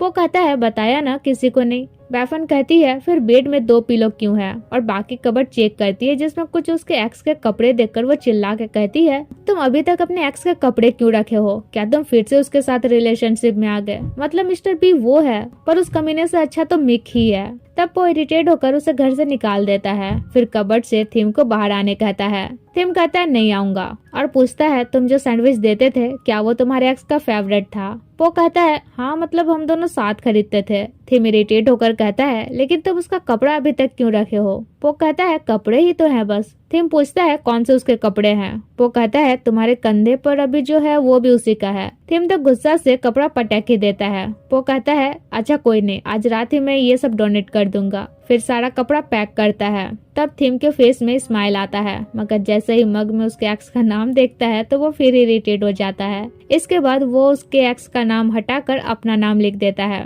ये देखकर पो स्माइल करता है। फिर थीम उसे सैंडविच शॉप चलने कहता है और जाकर पूछता है तुम्हारे एक्स को क्या क्या पसंद नहीं है, और उसके एक्स को जो जो पसंद नहीं था वही सब शॉप ओनर से कहता है अगर ये ऑर्डर करे तो बस यही देना। वो तो उसके क्यूटनेस देखकर बस स्माइल किए जा रहा था। फिर कहता है सॉरी तुम्हें तो बहुत गुस्सा आ रहा होगा। थीम कहता है गुस्सा नहीं आ रहा, बस जेलस हो रहा हूँ। फिर वे घर वापस आ जाते हैं जहाँ थीम अब अपना सामान भी उसके घर में रख देता है। इसके बाद वो पो को स्टोरी सुनाने लगता है जहाँ सुनते सुनते पो सो जाता है तो थीम उसे अच्छे से उड़ा देता है। नेक्स्ट मॉर्निंग वो सोकर उठता है तो थीम उसे कॉफी देता है। फिर वे कंपनी जाने के लिए अननोन बनकर निकलते हैं जहाँ थीम उसे मैसेज करता है थैंक यू रूम की देने के लिए और पूछता है तो अब से तुम मुझे बॉयफ्रेंड बोलोगे या नहीं। पो के फेस में बड़ा वाला स्माइल था। थीम फिर मैसेज करता है तुम बोलोगे चाहे नहीं, मैं तो तुम्हें बॉयफ्रेंड ही कहूंगा। इसके बाद वे अलग अलग टैक्सी लेते हैं। अगले दिन उनका वीकली चार्ट कंपटीशन स्टार्ट होता है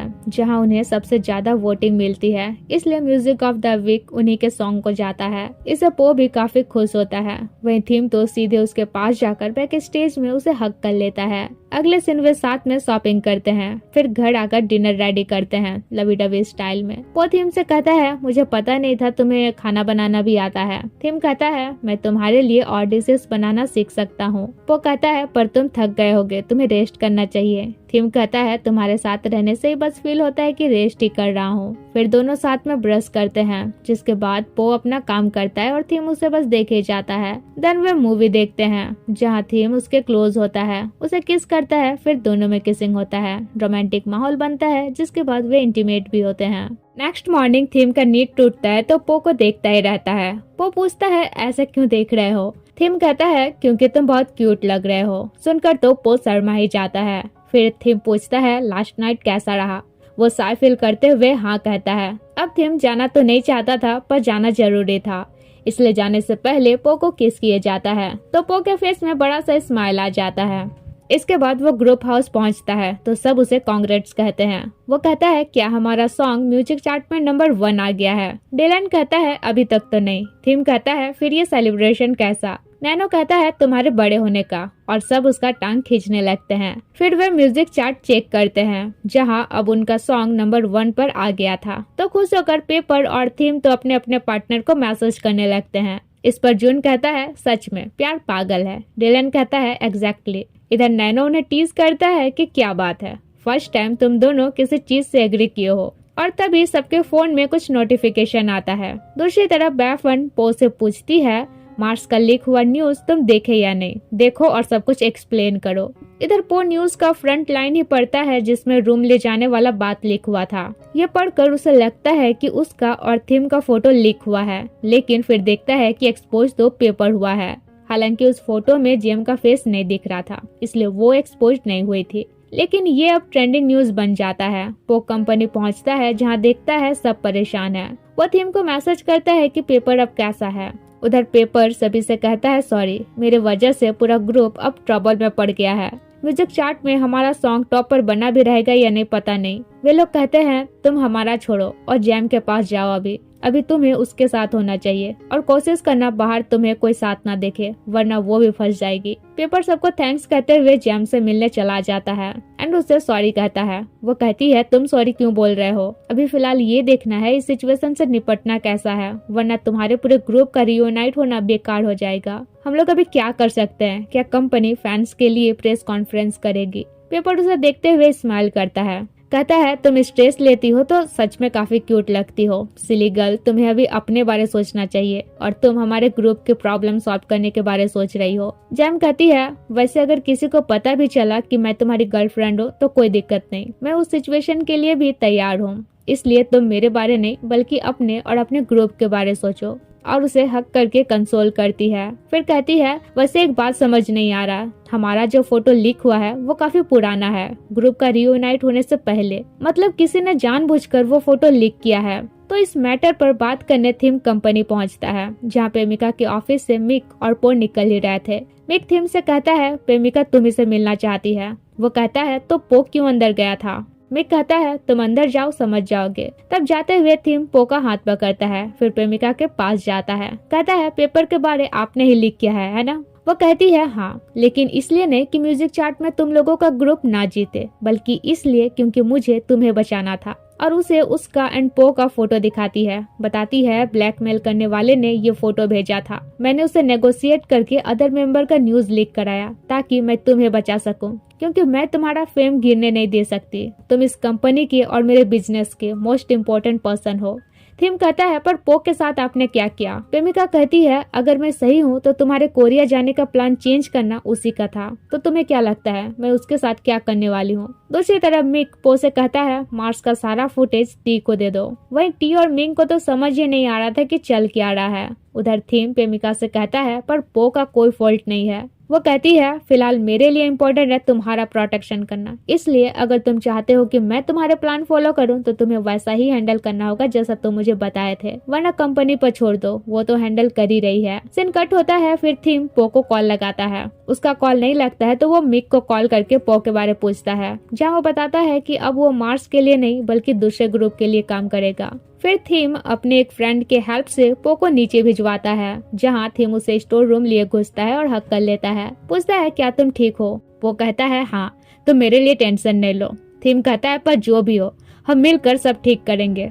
वो कहता है ठीक है अब तुम जाओ क्योंकि बाहर बहुत उथल पुथल मचा हुआ है। तो थीम जाने से पहले उसे किस करता है। तभी जून उसे कॉल करके बताता है कि हमारा फैन बेस अकाउंट रिमूव कर दिया गया है। तो पो पैफन को कॉल करके पूछता है तुम मार्स का फैन बेस अकाउंट चलाती हो, फिर तुमने उसे रिमूव क्यों किया। वो कहती है मैं करना तो नहीं चाहते थे पर मैं भी उनकी फैन हूँ, मेरा भी हार्ट ब्रेक हुआ है। वो कहता है मगर इससे मार्स को और नेगेटिव इम्पैक्ट पड़ेगा। उधर थीम सबके पास जाता है और कहता है तुम लोग रेडी हो मेरे प्लान के लिए, क्योंकि हमें करियर और लव लाइफ दोनों बचाना है। एक्चुअली उसका प्लान था एक शो करना ताकि वे अपने फैंस के साथ इंटरेक्ट हो सके और उनके सवालों का जवाब दे सके। जून कहता है क्या ये प्लान काम करेगा। डिलैन कहता है कर सकता है, क्योंकि पेपर के स्कैंडल के बाद हमारा ग्रुप टॉप सर्च पर है। नैनो कहता है एग्जैक्टली, इस वजह से हमारा सॉन्ग को भी काफी सर्च किया गया है। थीम कहता है स्कैंडल हमेशा नेगेटिव इम्पैक्ट नहीं डालता है, बशर्ते हमें इसे एडवांटेज में बदलना होगा।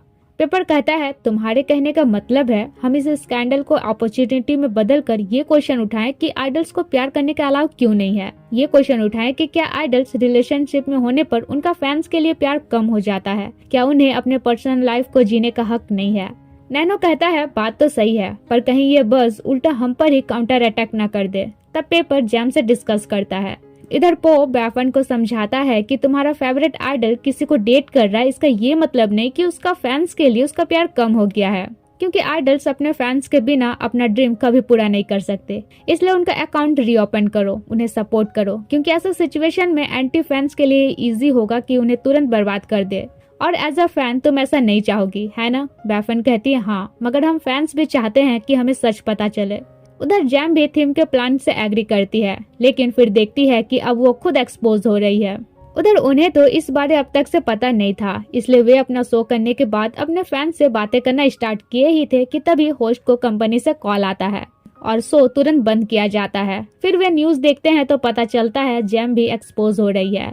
पो भी देखता है कि अब जैम ट्रोल होने लग रही है। एक आर्टिस्ट कहता है नेटिजन्स कितने स्कैरी हैं, ऐसे ट्रोल कर रहे हैं जैसे कि वो किसी को मर्डर कर दी हो। बैफन भी ये देखकर काफी हैरान थे। इधर जैम पेपर का कॉल रिसीव भी नहीं कर रही थी, लेकिन फिर थीम को कॉल करके बताती है मैंने ऑलरेडी कंपनी से बात किया है, कंपनी एक प्रेस कॉन्फ्रेंस करने वाली है, लेकिन उससे पहले तुम मुझे पेपर से मिलाओ। अगले दिन प्रेस कॉन्फ्रेंस में सभी मेंबर आते हैं, जहां पेपर अपने फैंस से सॉरी कहता है। ये बताता है कि अब वो जैम के साथ रिलेशनशिप में नहीं है। वहीं हम कुछ देर पहले का फ्लैशबैक देखते हैं जब जैम उसे मिलकर ब्रेकअप करती है। पेपर कहता है क्या न्यू प्लान ब्रेकअप करने का नाटक करना है, जहाँ वो कहती है नहीं, सच में ब्रेकअप करना है, क्योंकि अब मैं ट्रोल होने लगी हूँ। मैं तुम्हारे जैसे फेमस नहीं हूँ, इसलिए मैं ट्रोल होकर अपना करियर बर्बाद नहीं करना चाहती हूँ। तो पेपर भी उसे जाने देता है। Coming back to present, paper कहता है हाँ मैं एक्सेप्ट करता हूँ जैम मेरी गर्लफ्रेंड थी, पर अब नहीं है। वैसे वो जो फोटो लीक हुआ है वो लास्ट ईयर का फोटो है, तो अभी मैं सिर्फ अपने ग्रुप मेंबर्स के साथ हूँ। बट ये भी रिक्वेस्ट करता है कि तुम सब जैम को ट्रोल करना बंद करो, क्योंकि वो मेरे जैसी पब्लिक फिगर नहीं है, वो इतना प्रेशर हैंडल नहीं कर पाएगी। तो अब ये जानकर कि पेपर रिलेशनशिप में नहीं है, क्रेजी फैंस तो काफी खुश हो जाते हैं। How selfish they are. तो नेक्स्ट सीन पो जैम से मिलता है और पूछता है ये क्या हो रहा है, मुझे कुछ समझ नहीं आ रहा है। थीम तो ऑलरेडी अपने प्लान पर काम कर रहा था, तुम भी एग्री थी, फिर अचानक ये सब क्यों? जैम कहती है उसका प्लान ठीक है, मगर उसमें सक्सेस होने के लिए टाइम लगेगा और तब तक वे सभी चार्ट में टॉप पर बने रहेंगे, ये पॉसिबिलिटी भी कम ही है। फिर रोते हुए कहती है पेपर से ब्रेकअप करके मैं बहुत हर्ट हो रही हूँ। मैंने उसे झूठ बोलकर ब्रेकअप किया, पर मैं उसे सक्सेस होते हुए देखना चाहती हूँ। ये नहीं चाहती कि मेरे वजह से वो और उसका ग्रुप ट्रबल में पड़े। वो कहता है पर सच में ब्रेकअप करने का क्या जरूरत था? जैम कहती है अगर मैं ब्रेकअप नहीं करती तो उसे अपने फैंस से झूठ कहना पड़ता और ये सही नहीं होता, इसलिए मैं अपने तरह से अपने तरीके से उसे सपोर्ट करने का कोशिश कर रही हूँ और ये कोशिश सक्सेस भी हो रहा है, क्योंकि अब हैशटैग से पेपर मार्क्स ट्रेंड कर रहा है। सीन चेंज होता है जहाँ सैंडविच खरीदने के बाद पो देखता है मार्स का who says song weekly chart में फर्स्ट हो गया है। वो ये देखते हुए जैम का बात याद करता है कि तुम डिफरेंट हो, तुम्हारे और थीम के पास टाइम है, तुम दोनों हमसे बेटर कर सकते हो। तभी थीम आकर उसका हाथ पकड़ता है, कहता है आई लव यू, और इतने सारे टेंशन के बीच में ये सुनकर पो के फेस में स्माइल आ जाता है।